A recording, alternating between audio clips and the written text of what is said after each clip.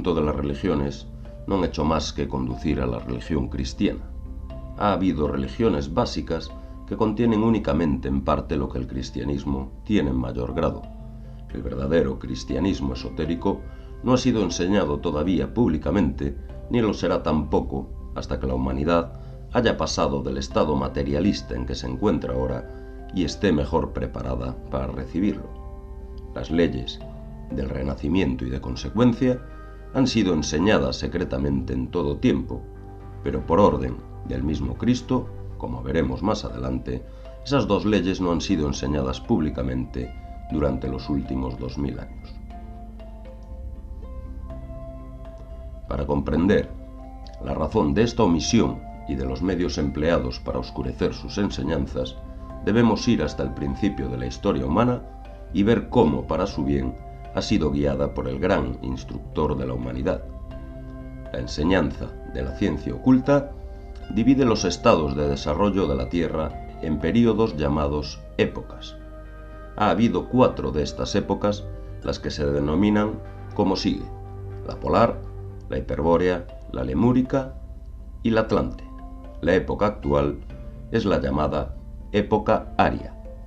En la primera, la época polar, lo que hoy es humanidad no tenía entonces más que cuerpo denso, tal como lo tienen actualmente los minerales, y por lo tanto era semejante al mineral.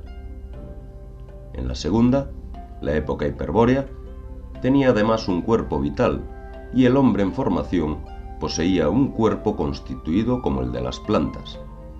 No era planta, sino análogo a ellas. En la tercera, o época lemúrica, el hombre tuvo su cuerpo de deseos y estaba constituido análogamente al animal, un hombre animal. En la cuarta, o época atlante, se desarrolló la mente y en lo que concernía a sus principios, comenzó a hollar el grado de la vida física como hombre. En la época presente, la aria, el hombre desarrollará en algún grado el aspecto tercero o más inferior de su triple espíritu, el ego. Se ruega al estudiante fije firmemente en su mente que en el proceso evolutivo hasta que el hombre adquirió la conciencia de sí mismo, no se dejó al azar nada absolutamente. Después de obtener la conciencia de sí mismo, ya hay cierta libertad para el ejercicio de la propia libertad individual humana, de manera que pueda empezar a desarrollar sus poderes divino-espirituales. Los grandes guías de la humanidad toman en consideración todo, el alimento inclusive. Esto tiene que ver con su desarrollo. Dime lo que comes y te diré quién eres.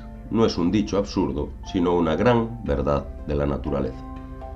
El hombre de la primera época era etérico. Esto no contradice en manera alguna la afirmación ya hecha de que era análogo al mineral, porque todos los gases son minerales. La tierra era blanda aún, no habiéndose solidificado todavía. En la Biblia se llama al hombre Adán y se dice que fue hecho de tierra. Se describe a Caín como un agricultor. Caín simboliza al hombre de la segunda época. Tenía un cuerpo vital análogo al de las plantas que lo sustentaban. En la tercera época, el alimento se obtenía de animales vivientes que sustituyó al alimento vegetal. La leche fue el medio que se empleó para desarrollar el cuerpo de deseos, lo que hizo a la humanidad análoga al animal. Esto es lo que se quiere significar en la Biblia cuando se dice que Abel era un pastor, pero en ninguna parte dice que él matara animales. En la cuarta época, el hombre se desarrolló más allá del animal, tuvo mente. El pensamiento destruye células nerviosas, mata y produce decaimiento. Por lo tanto, el alimento de los atlantes era, por analogía, cadáveres. Ellos mataban para comer, y esta es la razón del por qué la Biblia dice que Nimrod era un cazador poderoso. Nimrod representa al hombre de la cuarta época. Entretanto, el hombre había descendido cada vez más profundamente en la materia. Su primer cuerpo etérico formó el esqueleto interno y se hizo sólido. También fue perdiendo por grados su percepción espiritual que poseyó en las primeras épocas. Así estaba escrito. Estaba destinado a bajar luego para subir a un grado más elevado, obteniendo la conciencia de sí mismo que antes no poseía. Tenía, sin embargo, en las primeras 4 épocas, un conocimiento mayor del mundo espiritual. Sabía que no podía morir, así que cuando un cuerpo se había gastado, era lo mismo que cuando cae una hoja seca de un árbol en otoño. Otro cuerpo nacía y ocupaba su lugar.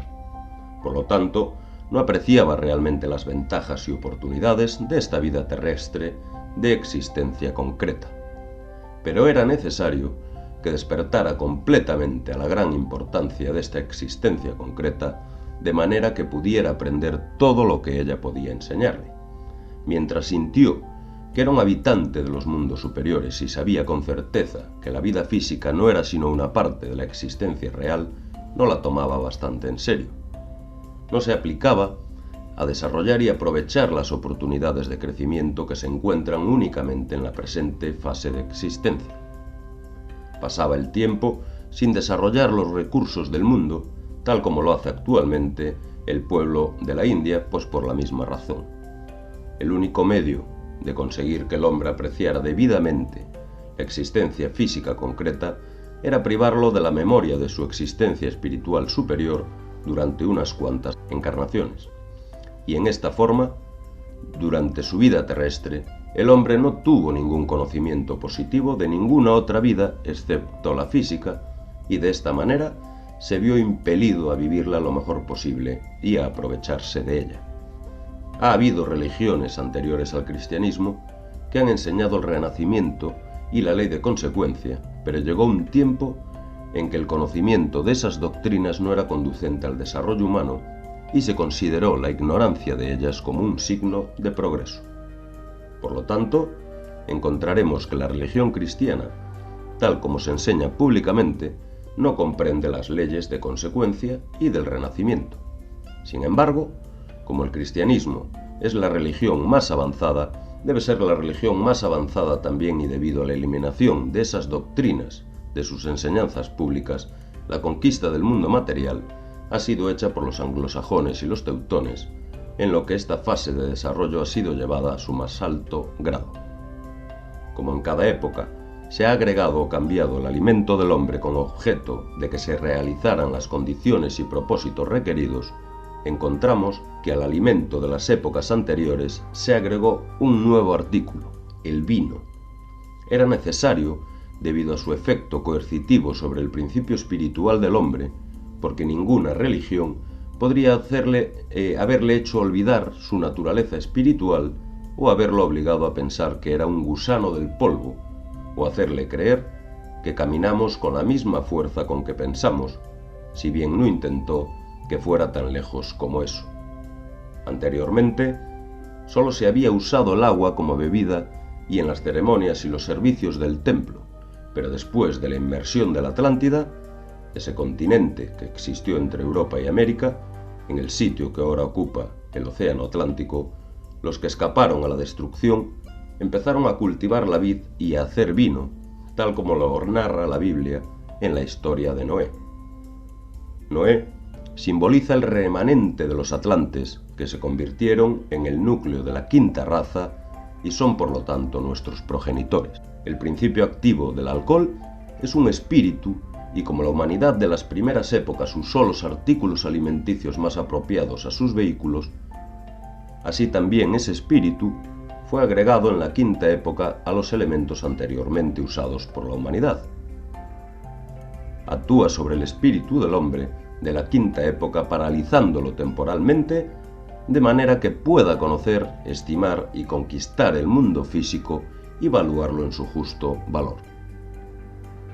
En esta forma, olvida el hombre por un tiempo su naturaleza espiritual, apegándose a esta forma de existencia, a la que había despreciado anteriormente, con toda tenacidad nacida de la creencia de que esto es todo lo que hay, o por lo menos prefiriendo la certeza de este mundo a lo problemático de un cielo que en su estado oscuro actual no puede comprender. El agua era la que se había empleado antes en los templos, pero después se hizo de otra forma.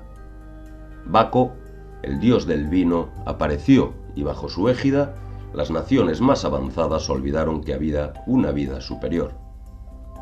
Nadie que ofrezca tributo al espíritu mistificador del vino o de cualquier otro licor alcohólico, el producto de la fermentación y putrefacción, podrá conocer nada del yo superior, el verdadero espíritu que es la única fuente de toda vida. Todo esto fue preparatorio de la venida de Cristo y es muy significativo el que su primer acto fue cambiar el agua en vino. Lo podemos ver en San Juan capítulo 2, versículo 11.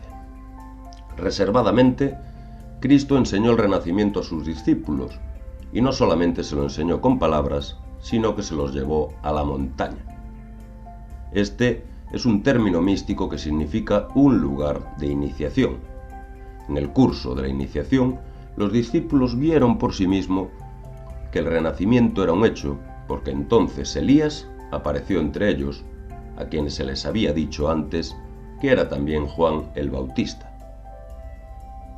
Cristo ya se lo había dicho en términos inequívocos cuando, hablando de Juan el Bautista, manifestó: «Mas os digo que ya vino Elías y no le conocieron, antes hicieron de él todo lo que quisieron». Y después de esto, se dice que los discípulos entonces entendieron que les hablaba de Juan el Bautista. Lo podemos leer en Mateo capítulo 17, versículos 12 y 13. En esta ocasión, y también cuando Cristo y sus discípulos discutieron el renacimiento, Él les dijo que algunos pensaban que Él era Elías y otros que era uno de los profetas que habían encarnado, y se les ordenó que no se lo dijeran a nadie. Mateo capítulo 17, versículo 9 y Lucas capítulo 9, versículo 21. Esto debía ser durante miles de años una enseñanza esotérica únicamente conocida por los pocos precursores de la raza que se habían preparado para ese conocimiento, elevándose hasta el estado de desarrollo en que esas verdades serán conocidas por el hombre nuevamente. Que Cristo enseñó el renacimiento y también la ley de consecuencia se evidencia claramente en el caso del hombre que había nacido ciego cuando sus discípulos le preguntaron: ¿quién pecó, este o sus padres, para que naciese ciego? Lo leemos en San Juan capítulo 9, versículo 2. Si Cristo no hubiese enseñado las leyes del renacimiento y de consecuencia, la respuesta hubiera sido naturalmente: es un absurdo, como pudo haber pecado un hombre antes de nacer y cuyo pecado lo hubiera producido como resultado la ceguera. Pero Cristo no contestó en esta forma. Ni se sorprende por la pregunta, ni la trata como si fuera extemporánea, mostrando así que estaba en completa armonía con sus enseñanzas, y explica: ni este pecó, ni sus padres, sino para que las obras de Dios se manifiesten en él. Juan capítulo 9, versículo 3. La interpretación ortodoxa es que aquel hombre había nacido ciego para que Cristo hubiera podido tener una oportunidad de realizar un milagro mostrando su poder. Sería, en efecto, una manera muy rara para Dios el tratar de obtener gloria caprichosamente, condenando a un hombre a muchos años de ceguera y miseria para poder mostrar en el futuro su poder. Consideraríamos a un hombre que obrara en tal forma como un monstruo de crueldad. Cuanto más ilógico no es pensar que debe haber otra explicación. Imputar a Dios lo que en un ser humano calificaríamos con palabras muy duras está completamente fuera de razón. Cristo distinguía entre la ceguera física del hombre en cuestión y del Dios interno en él, que es el yo superior. El cuerpo físico no había cometido pecado alguno. El Dios interno habría cometido algún acto que se manifestó después como ese sufrimiento especial. Y no es forzar la cuestión al llamar Dios a un hombre, ya que San Pablo dijo: ¿no sabéis que sois dioses? Y refiriéndose al cuerpo humano, lo llamó el templo de Dios, del espíritu interno. Finalmente, aunque la mayoría de la gente no recuerda sus vidas pasadas, hay algunos que las recuerdan, y todos pueden conocerlas si bien la vida necesaria para obtener ese conocimiento, si viven la vida necesaria. Esto requiere una gran energía de carácter, porque tal conocimiento implicaría el conocer también el destino inminente que puede estar suspendido sobre nuestras cabezas, negro y siniestro, manifestándose como horrendo desastre. La naturaleza ha ocultado graciosamente el pasado y el futuro para no robarnos la paz de la mente, impidiendo la pena anticipada de lo que tuviéramos por delante. Conforme vamos adquiriendo mayor desarrollo, aprendemos a dar la bienvenida a todas las cosas con ecuanimidad, viendo en todo dolor el resultado del mal pasado y sintiéndonos gozosos de haber pagado las obligaciones en que habíamos incurrido, sabiendo que nos queda menos por delante y que el día de la liberación de la rueda de nacimientos y muertes se acerca. Cuando una persona muere en la infancia de una vida, recuerda frecuentemente su vida en la próxima encarnación, porque los niños menores de 14 años no pasan por todo el ciclo completo de vida y por lo tanto no precisan un nuevo juego de vehículos completo. Simplemente pasan a las regiones superiores del mundo del deseo y allí esperan una nueva encarnación, lo que generalmente tiene lugar dentro de los 20 años posteriores a la muerte. Cuando renacen, llevan consigo los antiguos cuerpos mental y de deseos, y si escucháramos la charla de los niños muy a menudo, podríamos reconstruir y descubrir historias reales como la que os comenté en el vídeo anterior de una historia notable.